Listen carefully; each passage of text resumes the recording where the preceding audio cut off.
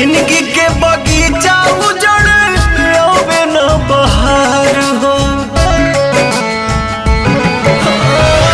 मर जाला लोग सोचो मिले न करार हो। जिंदगी के बगीचा उजड़ आवे न बहार हो। पवन सुना लागे के बा संसार